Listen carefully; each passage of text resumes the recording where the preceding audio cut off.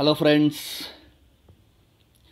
let us solve a process accounts process costing problem in this video. ಇದೊಂದು previous examination problem. Look at the problem. A Limited manufactures a chemical product which passes through 3 processes.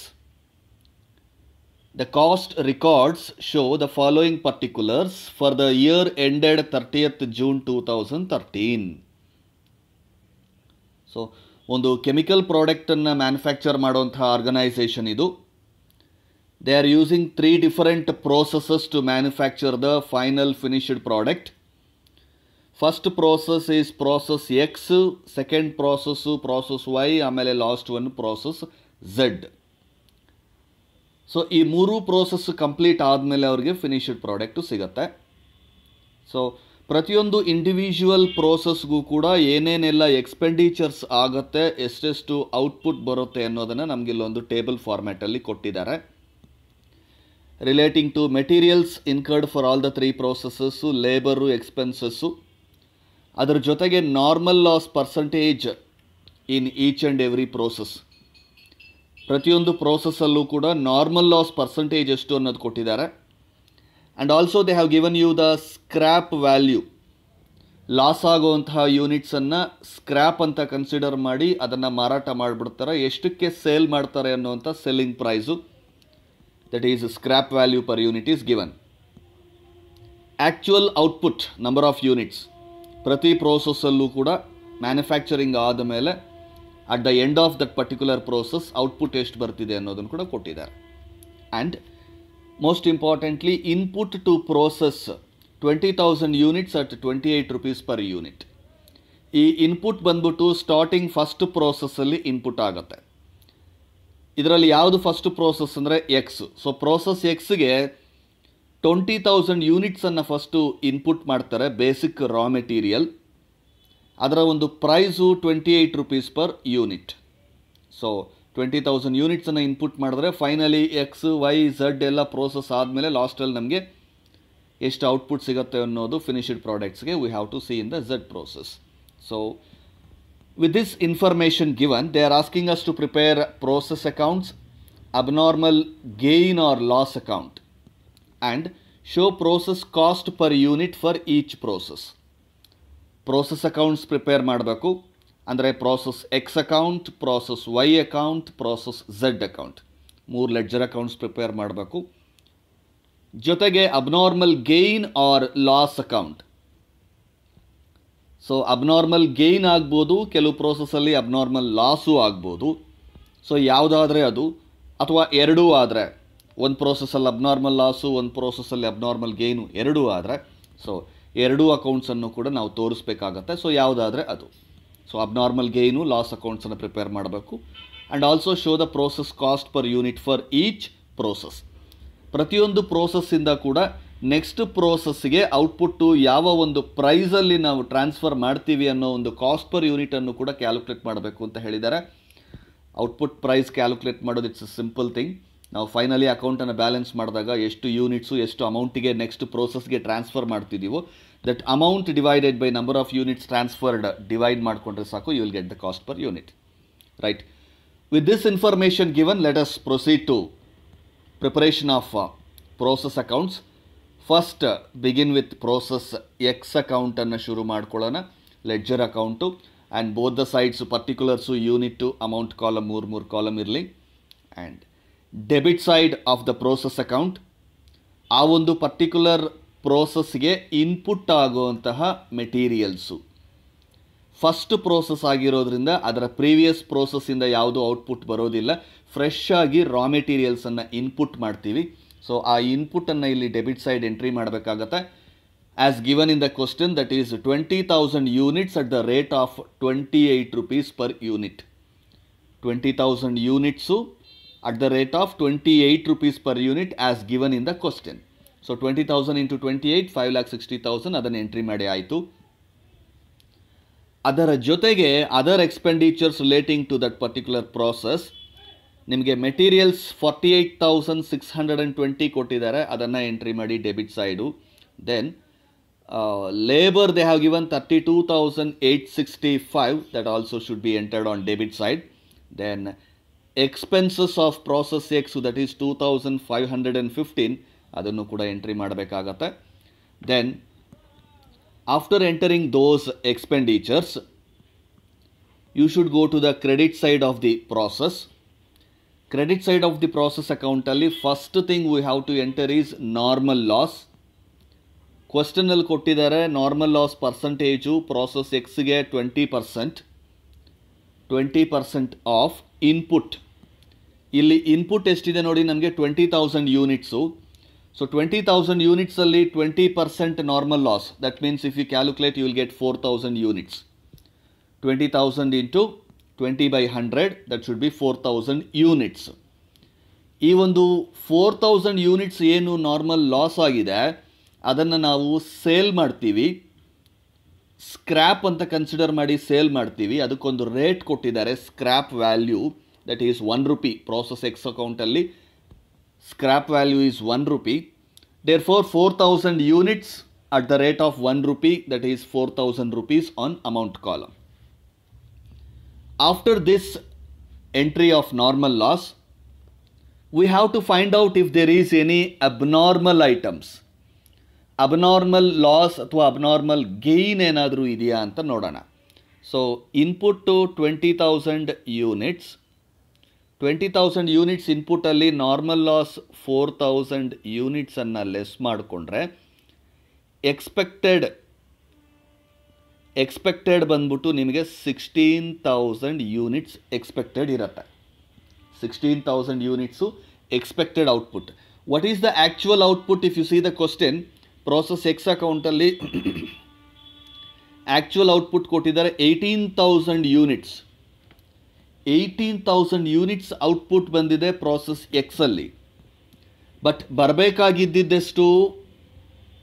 Input 20,000 minus normal loss 4,000, 16,000 ಬರಬೇಕಾಗಿರೋದು output. ನಾವು expect ಮಾಡಿದ್ದು 16,000 units ಬರುತ್ತೆ ಅಂತ, input minus normal loss. But actually 18,000 ಬಂದಿದೆ. ನಾವು ಅಂದ್ಕೊಂಡಿರೋ number of ಯೂನಿಟ್ಸ್ಗಿಂತ ಹೆಚ್ಚಿಗೆ ಬಂದಿದೆ ಅಂತಂದರೆ there is a gain for us. How much gain? ನಾವು ಅಂದ್ಕೊಂಡಿದ್ದು 16,000, ಅಲ್ಲಿ ಬಂದಿದ್ದು 18,000. What is the difference? 2,000 units abnormal gain ಇದೆ. 2,000 ಯೂನಿಟ್ಸ್ ಇಲ್ಲಿ ಅಬ್ನಾರ್ಮಲ್ ಗೇನ್ ಆಗಿದೆ ನಮಗೆ. So that abnormal gain should be entered on debit side of the process account. Abnormal gain 2,000 units. ಆಮೇಲೆ abnormal ಗೇನ್ಗಿಂತ ಮೇಲೆ ಏನು ಸರ್ ಇನ್ನೊಂದು ಐಟಮ್ ಏನೋ ಕೊಟ್ಟಿದ್ದಾರೆ, ದಟ್ ಈಸ್ ಸಬ್ ಟೋಟಲ್. ಅದೇನಲ್ಲಿ ಎಂಟ್ರಿ ಮಾಡೋ ಅವಶ್ಯಕತೆ ಇಲ್ಲ, ಅದನ್ನು ನಾವು ಎಂಟ್ರಿ ಮಾಡ್ಕೊಳ್ಳೋಂಥ ಅವಶ್ಯಕತೆ ಇಲ್ಲ. Just for calculation output, I mean abnormal gain ಅಮೌಂಟನ್ನು ವ್ಯಾಲ್ಯೂ ಆಫ್ ಅಬ್ನಾರ್ಮಲ್ ಗೇನನ್ನು ಕ್ಯಾಲ್ಕುಲೇಟ್ ಮಾಡೋದಕ್ಕೆ ಯೂಸ್ ಆಗಲಿ ಅಂತ ಹೇಳಿ ಅಲ್ಲಿ ಬರೆದಿರೋದಷ್ಟೇ. ಅದೇನು ನಾವು ಬರ್ಕೊಳ್ಳೋ ಅವಶ್ಯಕತೆ ಇಲ್ಲ, ಅದನ್ನು ನಾವು ಬರ್ಕೊಳ್ಳೋವಂಥ ಅವಶ್ಯಕತೆ ಇಲ್ಲ. ಅದನ್ನು ಸುಮ್ಮನೆ ಅಲ್ಲಿ ಬರೆದಿದ್ದೀವಿ, ಅದು ಬೇಕಾಗಿಲ್ಲ. ಅದು ಸಬ್ ಟೋಟಲ್ ಬೇಕಾಗಿಲ್ಲ, ನಮಗದು ಬೇಕಾಗಿರಲಿಲ್ಲ. ಇದು ಯಾವನೊಬ್ಬ ಆಥರ್ ಹಾಕಿದ್ದಾನೆ ಅಷ್ಟೇ, ಸುಮ್ಮನೆ ಕನ್ಫ್ಯೂಸ್ ಮಾಡೋದಕ್ಕೆ. ಬೇಕಾಗಿಲ್ಲ ಅದು ನಮಗೆ. ಅದು ಏನಕ್ಕೆ ಬೇಕಾಗುತ್ತೆ ಅಂದರೆ ಈ 6,44,000 ಇದೆಯಲ್ಲ, ಈ 6,40,000 ಬಂದ್ಬಿಟ್ಟು ಇದರ ಒಂದು ಟೋಟಲ್. ಆ ಟೋಟಲನ್ನು ನಾವು ವ್ಯಾಲ್ಯೂ ಆಫ್ ಅಬ್ನಾರ್ಮಲ್ ಗೇಯ್ನನ್ನು ಕ್ಯಾಲ್ಕುಲೇಟ್ ಮಾಡೋದಕ್ಕೆ ಯೂಸ್ ಮಾಡ್ತೀವಿ. ಅದನ್ನು ಜಸ್ಟ್ ಆ್ಯಡ್ ಮಾಡಿಕೊಂಡ್ರೆ ಸಾಕು, ಅಲ್ಲಿ ಬರೆಯೋ ಅವಶ್ಯಕತೆ ಇಲ್ಲ ನಾವು. ಸೊ ಅಬ್ನಾರ್ಮಲ್ ಗೇನ್ 2,000 ಯೂನಿಟ್ಸ್ ಬಂದಿದೆ ಅಂತ ಹೇಳಿ ಡೆಬಿಟ್ ಸೈಡ್ ಬರ್ಕೊಂಡಿದ್ದೀವಿ 2,000 ಯೂನಿಟ್ಸು. ಅದರ ಅಮೌಂಟ್ ಎಷ್ಟು? Value of abnormal gain. Value of abnormal ಗೇಯ್ನನ್ನು ಕ್ಯಾಲ್ಕುಲೇಟ್ ಮಾಡೋದಕ್ಕೆ ನಮ್ಮ ಹತ್ರ ಒಂದು ಫಾರ್ಮುಲಾ ಇದೆ. ಅಬ್ನಾರ್ಮಲ್ ಲಾಸ್ಗೂ ಅಬ್ನಾರ್ಮಲ್ ಗೇಯ್ನ್ಗೂ ಅದೇ formula, that is total process cost. ಯಾವುದು ಟೋಟಲ್ ಪ್ರೋಸೆಸ್ ಕಾಸ್ಟು? ಇದಿಷ್ಟನ್ನು ಆ್ಯಡ್ ಮಾಡಿದ್ರೆ ನಮಗೆ ಬರೋವಂಥದ್ದು total process cost. 5,60,000 plus 48,620 plus 32,865 plus 2,515 ಅಷ್ಟು ಆ್ಯಡ್ ಮಾಡಿದ್ರೆ ನಮಗೆ ಬರೋದು 6,44,000. ಅದನ್ನೇ ಅವನಲ್ಲಿ ಟೋಟಲ್ ಕೊಟ್ಟಿರೋದು. ಆ ಟೋಟಲ್ ನಮಗೆ ಬೇಕಾಗಿಲ್ಲ. ಆ ಟೋಟಲು ನಾವು ಜಸ್ಟ್ ರಫ್ ಆಗಿ ಒಂದು ಕಡೆ ಮಾಡಿಕೊಂಡ್ರೆ ಸಾಕು, ಅಲ್ಲಿ ಬರೆಯೋ ಅವಶ್ಯಕತೆ ಇಲ್ಲ. ಸೊ ನಿಮಗೆ ಕ್ಲಾರಿಟಿ ಇರಲಿ ಅಂತ ಹೇಳಿ ನಾನೇನು ಮಾಡ್ತೀನಿ, ಹೊಡೆದಾಕ್ಬಿಡ್ತೀನಿ. ಇದು ಬೇಕಾಗಿಲ್ಲ, ಇದು ಬೇಕಾಗಿಲ್ಲ ಕಣ್ರಯ್ಯ, ಅದನ್ನು ಅಕೌಂಟ್ ಒಳಗಡೆ ನೀವು ತೋರಿಸೋ ಅವಶ್ಯಕತೆ ಇಲ್ಲ. ಕ್ಲಿಯರ್? ರೈಟ್. ಸೊ 6,44,000 ಎಲ್ಲಿಂದ ಬಂತು? ಪ್ರೋಸೆಸ್ ಕಾಸ್ಟಿನ ಎಲ್ಲ ಎಕ್ಸ್ಪೆನ್ಸಸ್ಸನ್ನು ನಾವಿಲ್ಲಿ ಆ್ಯಡ್ ಮಾಡ್ಕೊಂಡ್ವಿ. ಅಂದರೆ ಇಲ್ಲೊಂದು 80,000 ಇದೆಯಲ್ಲ ಸರ್, 80,000 ಇನ್ನೂ ಇಲ್ಲ, ಇನ್ನೂ ನಾವು ಬರೆದಿಲ್ವಲ್ಲ 80,000 ಇದನ್ನು ಕ್ಯಾಲ್ಕುಲೇಷನ್ ಮಾಡಿದಾದ್ಮೇಲೆ ಬರುತ್ತೆ ನಮಗೆ 80,000, ಈಗಲೇ ಬರೋಲ್ಲ ಅಲ್ವಾ? ಸೊ ಅಲ್ಲಿಗೆ 80,000 ಇಲ್ಲ, ಮೇಲಿರೋದು ಮಾತ್ರ. ಸೊ ಈಗ ಫಾರ್ಮುಲಾ ಹಾಕ್ಕೊಳ್ತಾ ಇದ್ದೀವಿ. 6,44,000 minus value of normal loss, that is 4,000 value of normal loss divided by expected output. Expected output 16,000 units. ಹೇಗೆ ಗೊತ್ತಾಯಿತು 16,000 ಯೂನಿಟ್ಸ್ ಎಕ್ಸ್ಪೆಕ್ಟೆಡ್ ಔಟ್ಪುಟ್ ಅಂತ? 20,000 input minus normal loss 4,000. So 20,000 minus 4,000 is 16,000 expected output. ಈಗ 6,44,000 minus 4,000 ಅಂದರೆ 6,40,000 ಆಗುತ್ತೆ, divided by 16,000 ಆಗುತ್ತೆ. So 3 zeros ಅನ್ನು cancel ಮಾಡಿಬಿಡ್ತೀನಿ. 16 ones 16 fours 64, 0ಗೆ 0. That means 40 rupees. What is 40 rupees? 40 rupees is the value of abnormal gain per unit.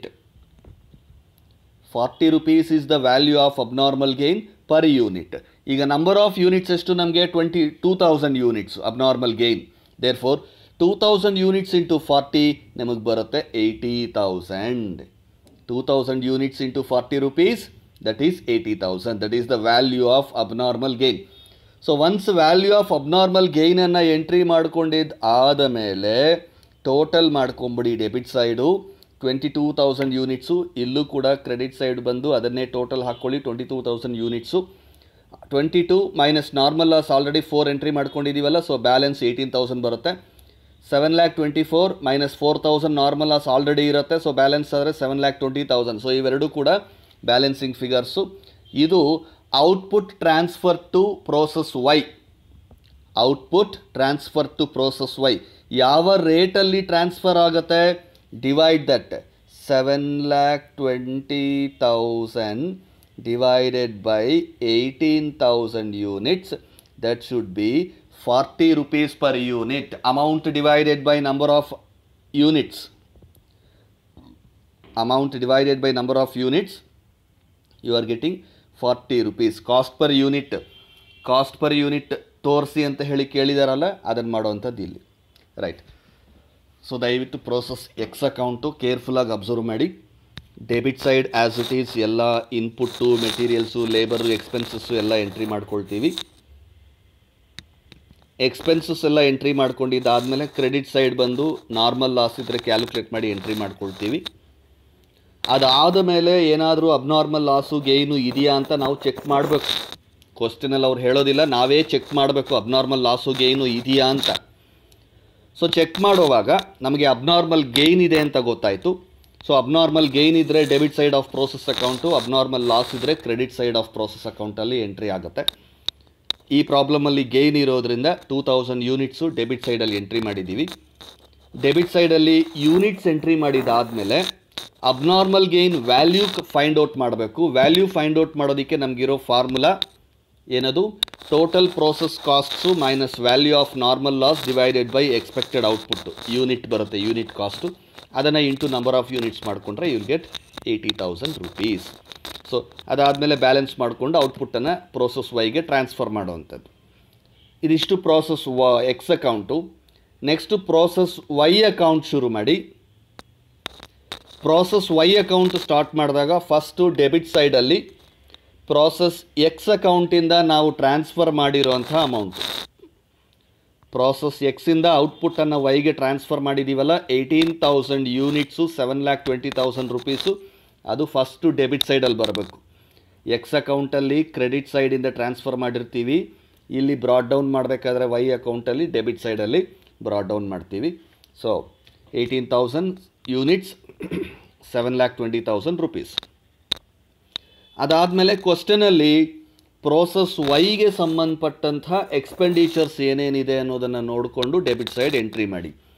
Like material 1,08,259, labour 84,553, expenses 10,588. ಇದಿಷ್ಟು ಕೂಡ ಇರುತ್ತೆ. ಈ ಸಬ್ ಟೋಟಲ್ ಅನ್ನೋದು ಬೇಕಾಗಿಲ್ಲ, ಸುಮ್ಮನೆ ಹಾಕ್ಕೊಂಡಿದ್ದಾನೆ ಅವನು ಕನ್ಫ್ಯೂಷನ್ಗೆ, ಅವನೊಬ್ಬ ಈಡಿಯಟ್ಟು. ಸೊ ನಮಗದು ಬೇಕಾಗಿಲ್ಲ, ನಾನು ಅದನ್ನು ತೆಗೆದುಬಿಡ್ತೀನಿ. ಸೊ ಸಬ್ ಟೋಟಲ್ ಅನ್ನೋದು ನಮಗಿಲ್ಲಿ ಬೇಕಾಗಿಲ್ಲ, ನಾವು ತೆಗೆದುಬಿಡ್ತೀವಿ. ಸೊ ಇದನ್ನು ನಾನು ಹೊಡೆದಾಕ್ತಾ ಇದ್ದೀನಿ, ಇದು ಬೇಕಾಗಿಲ್ಲ. ರೈಟ್. ಸೊ ಯಾವಾಗ ಡೆಬಿಟ್ ಸೈಡಲ್ಲಿ ಎಕ್ಸ್ಪೆನ್ಸಸ್ ಎಲ್ಲ ಮುಗೀತೋ ಆ 9,23,400 ಬೇಕಾಗಿಲ್ಲ, ಅದು ಟೋಟಲ್ ಜಸ್ಟ್ ಇಲ್ಲಿ ಅಬ್ನಾರ್ಮಲ್ ವ್ಯಾಲ್ಯೂ ಫೈಂಡ್ ಔಟ್ ಮಾಡೋದಕ್ಕೆ ಬೇಕಾಗತ್ತಷ್ಟೇ. ಅದನ್ನು ಬರ್ಕೊಂಬಿಟ್ಟು ನಾನು ಅದನ್ನು ಎರೇಸ್ ಮಾಡಿಬಿಡ್ತೀನಿ, ಅದು ಇಲ್ಲ ಅಂತ ಅಂದ್ಕೊಂಬಿಡಿ. Okay, fine. Yes. So output, material, labour, expenses ಇಷ್ಟು ಎಂಟ್ರಿ ಆಯಿತು. ಈಗ ಕ್ರೆಡಿಟ್ ಸೈಡ್ಗೆ ಬಂದ್ಬಿಟ್ಟು ನಾರ್ಮಲ್ ಲಾಸು ಎಷ್ಟಿದೆ? ನಾರ್ಮಲ್ ಲಾಸು 15% ಅಂತಾನೆ. ನಾರ್ಮಲ್ ಲಾಸ್ 15% ಯಾವುದ್ರ ಮೇಲೆ ಕ್ಯಾಲ್ಕುಲೇಟ್ ಮಾಡಬೇಕು? ಇನ್ಪುಟ್ ಮೇಲೆ. ಇನ್ಪುಟ್ ಎಷ್ಟಿದೆ? 18,000 ಯೂನಿಟ್ಸು.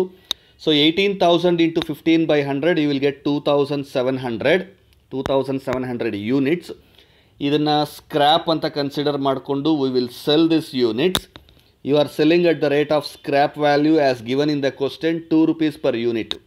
ಪ್ರೋಸೆಸ್ ವೈಗೆ ಸ್ಕ್ರ್ಯಾಪ್ ವ್ಯಾಲ್ಯೂ ಕೊಟ್ಟಿದ್ದಾರೆ 2 rupees per unit. So 2,700 into 2, that will come to 5,400 rupees. So normal loss in a kate mugitu. Now we have to see if there is any abnormal loss or abnormal gain in this case. 18,000 is the input minus 2,700 is the normal loss. That should be 15,300 should be the expected output. ಎಷ್ಟು ಬರಬೇಕು? 15,300 expected output. But what is the actual output in the question? See the question. Actual output ಎಷ್ಟು? 16,000. ಬರಬೇಕಾಗಿರೋದು 15,300, ಆದರೆ ಬಂದಿರೋದು 16,000. ಅಂದರೆ 700 units ಜಾಸ್ತಿ ಬಂದಿದೆ. We are getting 700 units more than expected. That means abnormal gain. Second ಪ್ರೋಸೆಸಲ್ಲೂ ಕೂಡ ನಮಗೆ ಅಬ್ನಾರ್ಮಲ್ ಗೇನ್ 700 ಯೂನಿಟ್ಸ್. ಅದನ್ನು ಡೆಬಿಟ್ ಸೈಡಲ್ಲಿ ಬಂದ್ಬಿಟ್ಟು ಇಲ್ಲಿ ಎಂಟ್ರಿ ಮಾಡ್ಕೊಳ್ಳಿ. 700 ಯೂನಿಟ್ಸ್ ಅಬ್ನಾರ್ಮಲ್ ಗೇನ್. ಹೇಗೆ ಬಂತು 700 units abnormal gain?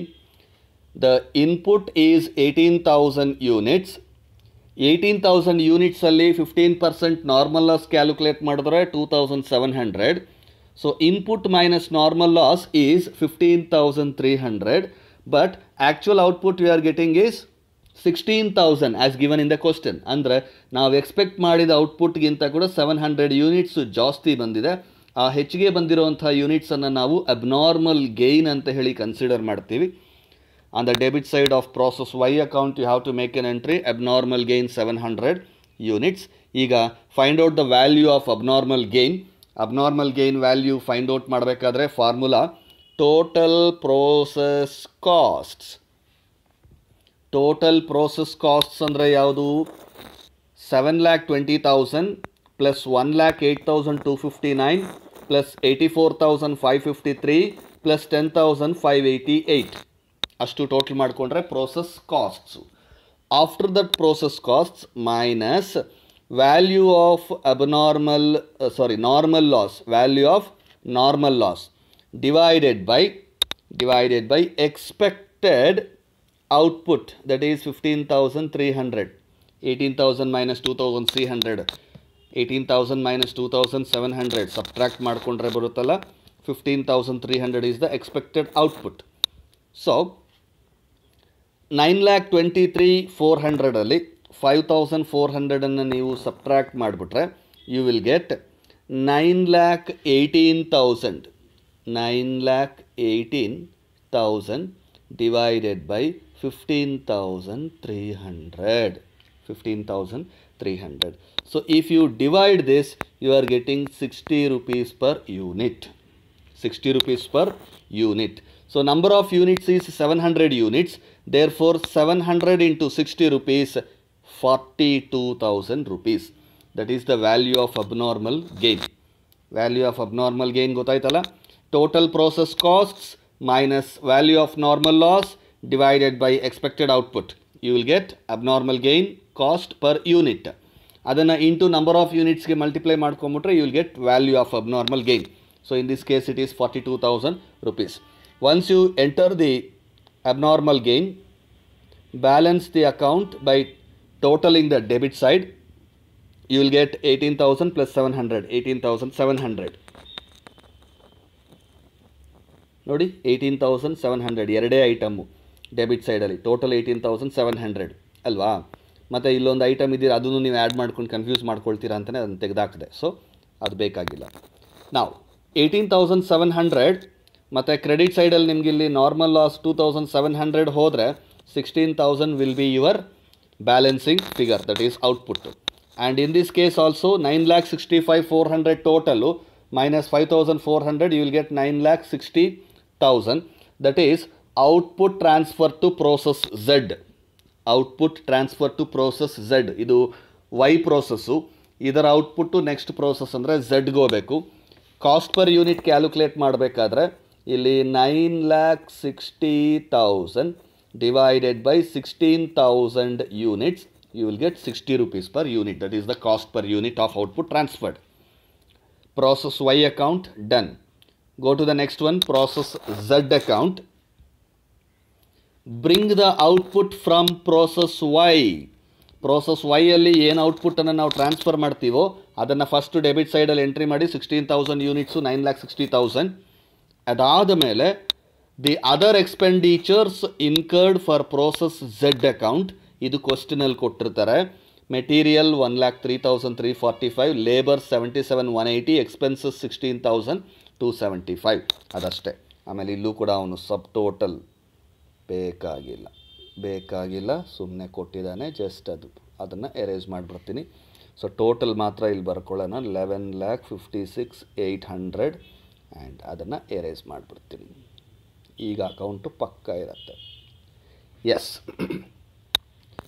So debit side expenses ಆದಮೇಲೆ come to the credit side, normal loss.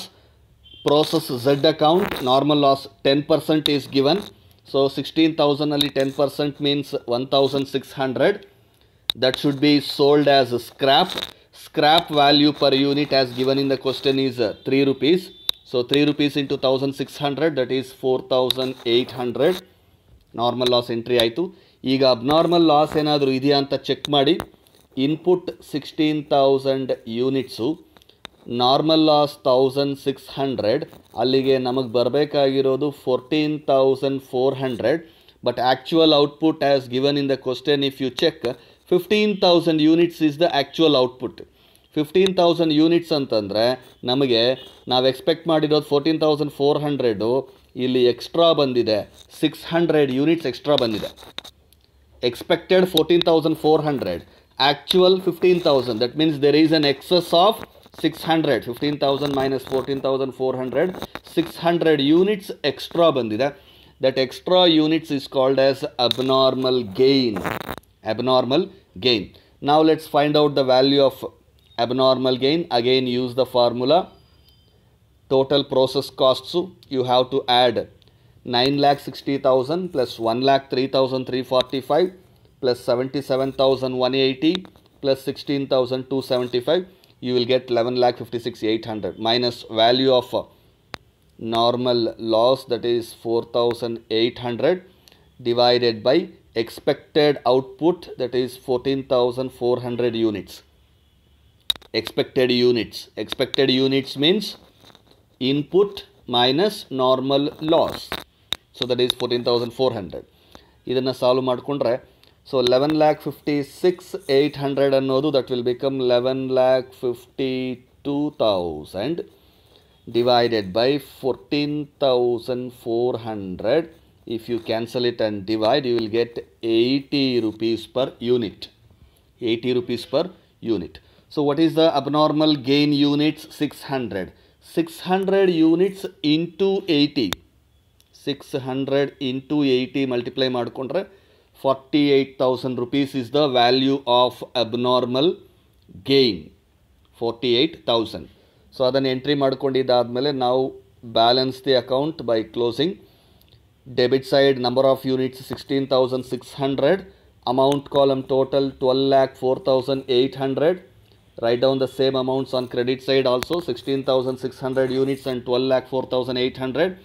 So now balance 16,600 minus 1,600, that is 15,000 units in unit column ಅಲ್ಲಿ. Amount ಕಾಲಮಲ್ಲೂ ಅದೇ ರೀತಿ ಬ್ಯಾಲೆನ್ಸ್ ಮಾಡ್ಕೊಳ್ಳಿ. 12,04,800 ಅಂದರೆ 12 lakhs ಆಗುತ್ತೆ. ಸೊ ಇದು ಲಾಸ್ಟ್ ಪ್ರೋಸೆಸ್ಸು. ಎಕ್ಸಿಂದ ವೈಗೆ ಟ್ರಾನ್ಸ್ಫರ್ ಮಾಡಿದ್ವಿ, ವೈಯಿಂದ ಝಡ್ಗೆ transfer ಮಾಡಿದ್ವಿ. ಈಗ ಝಡ್ಡಿಂದ ನೆಕ್ಸ್ಟ್ ಯಾವ ಪ್ರೋಸೆಸ್ಸು ಇಲ್ಲ, ಅದೇ last process. So output finished stock ಅಕೌಂಟ್ಗೆ ಟ್ರಾನ್ಸ್ಫರ್ ಮಾಡಿಬಿಡಬೇಕು. ಔಟ್ಪುಟ್ ಕಾಸ್ಟ್ ಪರ್ ಯೂನಿಟನ್ನು ಕ್ಯಾಲ್ಕುಲೇಟ್ ಮಾಡಬೇಕಾದ್ರೆ again the amount is 12 lakhs divided by 15,000 units. That should be 80 rupees per unit. That's the end of process Z account. ಈಗ ನಮಗೆ ಈ ಮೂರು ಪ್ರೋಸೆಸ್ಸಲ್ಲಿ ನೀವು check ಮಾಡಿದ್ರೆ process X, process Y and process Z ಮೂರು ಅಕೌಂಟ್ಸಲ್ಲೂ ಕೂಡ ಅಬ್ನಾರ್ಮಲ್ ಗೈನೇ ಇದೆ. ಮೂರು ಅಕೌಂಟ್ಸಲ್ಲೂ ಕೂಡ ಅಬ್ನಾರ್ಮಲ್ ಗೈನೇ ಇದೆ, ಎಲ್ಲೂ ಅಬ್ನಾರ್ಮಲ್ ಲಾಸ್ ಬಂದಿಲ್ಲ. ಅಂದರೆ ಅಬ್ನಾರ್ಮಲ್ ಗೈನ್ ಅಕೌಂಟ್ ಒಂದು ಪ್ರಿಪೇರ್ ಮಾಡಿದ್ರೆ ಸಾಕು, next abnormal gain account prepare ಮಾಡಬೇಕು. ನೋಡಿ, ಮೂರು ಪ್ರೋಸೆಸ್ ಅಕೌಂಟ್ಸಲ್ಲೂ ಕೂಡ ನಮಗೆ ಅಬ್ನಾರ್ಮಲ್ ಗೈನು ಯಾವ ಕಡೆ ಬಂದಿದೆ? ಪ್ರೋಸೆಸ್ ಅಕೌಂಟಲ್ಲಿ debit side. Abnormal gain is on debit side of process account. Abnormal gain account prepare ಮಾಡಿದಾಗ ದಟ್ಸ್ ಎ ನಾಮಿನಲ್ ಅಕೌಂಟ್. ಈ ಗೈನ್ ಎಲ್ಲ ಆ ಅಕೌಂಟಿನ ಕ್ರೆಡಿಟ್ ಸೈಡಲ್ಲಿ ಎಂಟ್ರಿ ಆಗುತ್ತೆ. Let me show you abnormal gain account here. Yes, this is abnormal gain account. ನಾವು abnormal gain account ನೋಡಿ, credit ಸೈಡಲ್ಲಿ process X 2000 units 80,000 rupees. Process Y 700 units 42,000 rupees. Process Z 600 units 48,000. ನೋಡಿ, credit side of abnormal gain ಏನು entry ಮಾಡಿದ್ವಿ? ಯಾವ ಪ್ರೋಸೆಸ್ಸಲ್ಲಿ ಎಷ್ಟು abnormal gain ಬಂದಿದೆ, ಯೂನಿಟ್ಸು ಅಮೌಂಟು ಆಗಲೇ ಅಲ್ಲಿ ಕ್ಯಾಲ್ಕುಲೇಟ್ ಮಾಡಿ ಪ್ರೋಸೆಸ್ ಅಕೌಂಟ್ಸಲ್ಲಿ ಹಾಕಿದ್ದೀವಲ್ಲ, exactly ditto same to same number of units amount ತಗೊಂಬಂದು ಕ್ರೆಡಿಟ್ ಸೈಡಲ್ಲಿ ಎಂಟ್ರಿ ಮಾಡ್ಕೊಂಬಿಡಿ. ಸೊ ಕ್ರೆಡಿಟ್ ಸೈಡ್ ನಮ್ಮ ಕೆಲಸ ಮುಗೀತು ಅಬ್ನಾರ್ಮಲ್ ಗೈನ್ ಅಕೌಂಟಿಗೆ. ಪ್ರೋಸೆಸ್ ಅಕೌಂಟ್ಸಿಂದ ಗೈನನ್ನು ಟ್ರಾನ್ಸ್ಫರ್ ಮಾಡಿಕೊಂಡ್ರೆ ಕ್ರೆಡಿಟ್ ಸೈಡ್ಗೆ ಸಾಕು. ಅದಾದಮೇಲೆ come to the debit side of abnormal gain account. Abnormal gain ಅಕೌಂಟಲ್ಲಿ ಡೆಬಿಟ್ ಸೈಡಲ್ಲಿ ಒಂದು ಅಡ್ಜಸ್ಟಿಂಗ್ ಎಂಟ್ರಿ ಮಾಡಬೇಕು. ಅದು ನಾರ್ಮಲ್ ಲಾಸಿಂದ ಅಡ್ಜಸ್ಟ್ ಆಗಬೇಕು. ಯಾಕೆ ನಾರ್ಮಲ್ ಲಾಸಿಂದ ಅಡ್ಜಸ್ಟ್ ಆಗಬೇಕು ಅಂತಂದರೆ, ನಮಗೆ ಅಬ್ನಾರ್ಮಲ್ ಲಾಸಿಂದ ಯಾಕೆ ಅಡ್ಜಸ್ಟ್ ಮಾಡಬೇಕು ಅಂತಂದರೆ, ಅಬ್ನಾರ್ಮಲ್ ಗೈನ್ ಯೂನಿಟ್ಸ್ ಬಂದಾಗ number of normal loss units ಕಡಿಮೆ ಆಗುತ್ತೆ. ಯಾವುದೇ ಪ್ರೋಸೆಸ್ಸಲ್ಲಿ ಅಬ್ನಾರ್ಮಲ್ ಗೈನ್ ಬಂದಿದೆ ಅಂತಂದರೆ ನಾರ್ಮಲ್ ಲಾಸ್ ಯೂನಿಟ್ಸು ಕಡಿಮೆಯಾಗಿದೆ. Let us take one example. ನಾವೊಂದು ಎಗ್ಸ್ ಮ್ಯಾನುಫ್ಯಾಕ್ಚರಿಂಗ್ ಅಥವಾ ಎಗ್ಸಿಂದ omelette manufacturing something like that ಏನೋ ಒಂದು ಅಂದ್ಕೊಳ್ಳಿ. ಇನ್ಪುಟ್ 100 eggs ಅಂತ ಅಂದ್ಕೊಳ್ಳಿ. When you are inputting 100 eggs into a process, ನಮಗೆ ಗೊತ್ತಿದೆ ನಾರ್ಮಲಿ 10% ಲಾಸ್ ಆಗುತ್ತೆ. ದಟ್ ಮೀನ್ಸ್ 10% ನಾರ್ಮಲ್ ಲಾಸ್ ಅಂತ ಎಸ್ಟಿಮೇಟ್ ಮಾಡಿದ್ದೀವಿ. So out of 100 eggs 10% is 10. That means 100 minus 10, that should be 90 is the expected output. ಹೌದಲ್ವಾ? So normal loss 10 ಹೋದರೆ ನಮಗೆ output ಬರಬೇಕಾಗಿರೋದೆಷ್ಟು? 90. So ನಾವೇನು ಅಂದ್ಕೊಂಡ್ವಿ? 10 normal loss ಆಗುತ್ತೆ. ಈ ನಾರ್ಮಲ್ ಲಾಸನ್ನು ಸ್ಕ್ರ್ಯಾಪ್ ಅಂತ ಕನ್ಸಿಡರ್ ಮಾಡಿಬಿಟ್ಟು ಮಾರ್ಕೊಂಬಿಡೋಣ ಅಂತ ಒಂದು ಕಡೆ ಇಟ್ಟಿದ್ದೀವಿ. So what is the amount of normal loss? 10. So production ಆದಮೇಲೆ ನಮಗೆ ಆ್ಯಕ್ಚುಯಲ್ ಆಗಿ ಗೊತ್ತಾಗುತ್ತೆ ಎಕ್ಸ್ಪೆಕ್ಟೆಡ್ ಯೂನಿಟ್ಸು 90 ಅಲ್ಲ 92 ಬಂದಿದೆ ಅಂತ. 92 ಹೇಗೆ ಬರೋಕ್ಕೆ ಸಾಧ್ಯ? ನಮ್ಮ ಹತ್ರ ಇದ್ದಿದ್ದು ನಂಬರ್ ಆಫ್ ಯೂನಿಟ್ಸ್ ಎಷ್ಟು? 100. ಅದರಲ್ಲಿ ನಾರ್ಮಲ್ ಲಾಸ್ ಎಷ್ಟು? 10. ಸೊ 10 ಹೋದರೆ ನಮಗೆ 90ನೇ ಬರಬೇಕು. 92 ಬಂದ್ಬಿಟ್ಟಿದೆ. ಯಾಕೆ? ಒಂದೆರಡು ಎಕ್ಸ್ಟ್ರಾ ಬಂದಿದೆ ಸರ್ ಅಬ್ನಾರ್ಮಲ್ ಗೈನು. ಆ ಅಬ್ನಾರ್ಮಲ್ ಗೈನು ಎಲ್ಲಿಂದ ಬಂದಿದೆ? 92 ಔಟ್ಪುಟ್ಟು ಪ್ಲಸ್ ನಾರ್ಮಲ್ ಲಾಸ್ 10 ಅಂದರೆ ಟೋಟಲ್ 102 ಆಗಿಬಿಡುತ್ತೆ. ಬಟ್ ನಮ್ಮ ಹತ್ರ ಇದ್ದಿದ್ದೆಷ್ಟು? 100 ತಾನೇ. 100 items, 100 eggs or something, whatever it is. 100 items we are using for input. 10 is lost. If 10 is lost, you should get 90 as output. But you are getting 92 as output. Output 92 ಬಂದಿದೆ plus normal loss 10 ಅಂತಂದರೆ 102 units. 2 units extra ಎಲ್ಲಿಂದ ಬಂತು? Out of 100 units you cannot get extra 2 units. ಆ 2 units extra ಎಲ್ಲಿಂದ ಬರುತ್ತೆ ಅಂತಂದರೆ ಲಕ್ಕೀಲಿ normal loss ಕಡಿಮೆಯಾಗಿದೆ. ಲಕ್ಕೀಲಿ normal loss ಏನಾಗಿದೆ? ಕಡಿಮೆಯಾಗಿದೆ. ಅರ್ಥ ಮಾಡ್ಕೊಳ್ಳಿ, ಯಾವ್ಯಾವ ಪ್ರೋಸೆಸ್ಸಲ್ಲಿ ಅಬ್ನಾರ್ಮಲ್ ಗೇನ್ ಬಂದಿರುತ್ತೋ ಆಯಾ ಪ್ರೋಸೆಸ್ಸಲ್ಲಿ ನಾರ್ಮಲ್ ಲಾಸು ಕಡಿಮೆಯಾಗಿರುತ್ತೆ ಅಂತ. ನಾರ್ಮಲ್ ಲಾಸ್ ಆಗಬೇಕಾಗಿರೋ ಯೂನಿಟ್ಸು ಲಾಸ್ ಆಗಿಲ್ಲ, ಅದಕ್ಕೆ ಅದು ಗೇನ್ ಬಂದಿದೆ. ಅಲ್ಲಿಗೆ ಅಬ್ನಾರ್ಮಲ್ ಗೇನ್ ಬಂದಾಗೆಲ್ಲ ಕೂಡ ನಮಗೆ ನಾರ್ಮಲ್ ಲಾಸು ಕಮ್ಮಿ ಆಗಿರುತ್ತೆ ಅಂತ ಹೇಳಿ ನಾರ್ಮಲ್ ಲಾಸನ್ನು ಅಡ್ಜಸ್ಟ್ ಮಾಡಬೇಕಾಗತ್ತೆ. Keep this item in mind. Abnormal gain account prepare ಮಾಡಬೇಕಾದ್ರೆ the same amount of units, ಎಷ್ಟು ಅಬ್ನಾರ್ಮಲ್ ಗೇನ್ ಯೂನಿಟ್ಸ್ ಆಗಿರುತ್ತೋ ಅಷ್ಟು ಯೂನಿಟ್ಸನ್ನು ನಾರ್ಮಲ್ ಲಾಸ್ ಅಕೌಂಟಿಗೆ ಟ್ರಾನ್ಸ್ಫರ್ ಮಾಡಬೇಕು. Process X account 2000 units at the rate of 2000. ಯಾಕೆ at the rate of 2000? Normal loss ಯಾವಾಗೂ ಕೂಡ ಸ್ಕ್ರ್ಯಾಪಲ್ಲೇ ವ್ಯಾಲ್ಯೂ ಮಾಡ್ತೀವಿ. ನಾರ್ಮಲ್ ಲಾಸನ್ನು ಯಾವಾಗಲೂ ಸ್ಕ್ರ್ಯಾಪ್ ವ್ಯಾಲ್ಯೂದಲ್ಲೇ ಮಾಡೋದ್ರಿಂದ 1 ರೂಪಿ ಪರ್ ಯೂನಿಟ್ ಪ್ರೋಸೆಸ್ ಎಕ್ಸಲ್ಲಿ, ದೇರ್ ಫೋರ್ 2000 ರುಪೀಸ್. ಈ ಒಂದು ಐಟಮ್ 80,000 ಹಾಕಿದ್ದೀವಲ್ಲ, ಅದನ್ನು ಮಾಡೋದಿಲ್ಲ. ನಾರ್ಮಲ್ ಲಾಸನ್ನು ಯಾವಾಗೂ ಸ್ಕ್ರ್ಯಾಪಲ್ಲೇ ವ್ಯಾಲ್ಯೂ ಮಾಡಬೇಕು. Process Y account 700 units 1400 2 rupees ಸ್ಕ್ರ್ಯಾಪಲ್ಲಿ. Process Z account 600 units 1800. ಈ ನಂಬರ್ ಆಫ್ ಯೂನಿಟ್ಸ್ ಇದೆಯಲ್ಲ 2000, 700, 600 ಇದು ಅಬ್ನಾರ್ಮಲ್ ಗೇಯ್ನೇ. ಇವೆರಡೂ ಸೇಮ್ ಇರುತ್ತೆ, ಆದರೆ ಅಮೌಂಟ್ ಕಾಲಮ್ ಸೇಮ್ ಇರೋದಿಲ್ಲ. ಇಲ್ಲಿ ಹಾಕಿರೋ amount value of abnormal gain, ಇಲ್ಲಿ ಹಾಕಿರೋದು ನಾರ್ಮಲ್ ಲಾಸ್. ಸೊ ನಾರ್ಮಲ್ ಲಾಸ್ಗೆ ಟ್ರಾನ್ಸ್ಫರ್ ಮಾಡಿ, ಉಳಿದಿರೋ ಅಮೌಂಟನ್ನು ಬ್ಯಾಲೆನ್ಸ್ ಮಾಡಿಕೊಂಡು ನೀವು ಅಕೌಂಟನ್ನು ಕ್ಲೋಸ್ ಮಾಡಿ ಆ ಬ್ಯಾಲೆನ್ಸನ್ನು ಕಾಸ್ಟಿಂಗ್ ಪ್ರಾಫಿಟ್ ಆ್ಯಂಡ್ ಲಾಸ್ ಅಕೌಂಟ್ಗೆ ಟ್ರಾನ್ಸ್ಫರ್ ಆಗಬೇಕು. ಕಾಸ್ಟಿಂಗ್ ಪ್ರಾಫಿಟ್ ಆ್ಯಂಡ್ ಲಾಸ್ ಅಕೌಂಟ್ಗೆ ಟ್ರಾನ್ಸ್ಫರ್ ಆಗಬೇಕು. ಯಾವುದು? Abnormal gain. Normal loss adjustment ಆದಮೇಲೆ ಉಳಿದಿರೋ ಅಮೌಂಟನ್ನು ಕಾಸ್ಟಿಂಗ್ ಪ್ರಾಫಿಟ್ ಆ್ಯಂಡ್ ಲಾಸ್ ಅಕೌಂಟಿಗೆ ಟ್ರಾನ್ಸ್ಫರ್ ಆಗಬೇಕು. Try to understand this account carefully. Abnormal gain account simple ಆಗಿ 3 ಐಟಮ್ಸ್ ಜ್ಞಾಪಕ ಇರಲಿ. ಒಂದು, normal loss abnormal gain account prepare ಮಾಡಬೇಕಾದ್ರೆ ನಂಬರ್ 1, ಕ್ರೆಡಿಟ್ ಸೈಡಲ್ಲಿ ಪ್ರೋಸೆಸ್ ಅಕೌಂಟ್ಸಲ್ಲಿ ಬಂದಿರೋ ಗೇನ್ಸನ್ನು ತಗೊಂಬಂದು ಕ್ರೆಡಿಟ್ ಸೈಡಲ್ಲಿ ಬರೀರಿ. Number of units amount same as it is. So ಅಲ್ಲಿಗೆ ಒಂದು ಕೆಲಸ ಆಗುತ್ತೆ. Second point, debit side of abnormal gain normal loss account ಅಂತ ಹೇಳಿ ಈ ಒಂದು ಸೇಮ್ ಅಬ್ನಾರ್ಮಲ್ ಗೇನ್ ಯೂನಿಟ್ಸ್ ಎಷ್ಟಾಗಿದೆಯೋ ಅಷ್ಟೇ ಯೂನಿಟ್ಸನ್ನು ಸ್ಕ್ರ್ಯಾಪ್ಗೆ ಅಡ್ಜಸ್ಟ್ ಮಾಡಿ. The same number of abnormal gain units will be adjusted to normal loss scrap in debit side. ಅದು ನೀವು ಮಾಡಬೇಕಾಗಿರೋ 2ನೇ ಪಾಯಿಂಟು. 3ನೇದು, close the account. The balancing figure should be transfer to casting profit and loss account. So ಈ 3 point ಜ್ಞಾಪಕ ಇದ್ದರೆ ನೀವು abnormal gain account ಮಾಡೋದು ಸಿಂಪಲ್. ಒಂದು, transfer the gain to the credit side of abnormal gain account, then adjust the gain number of units to normal loss account into respective processes. Number 3, close the account and transfer the profit to costing profit and loss account. So that's how we prepare abnormal gain account. That's the end of this question. If you have any doubts, please don't feel bad to contact me. Don't feel hesitated to contact me. Please call me to clarify your doubts.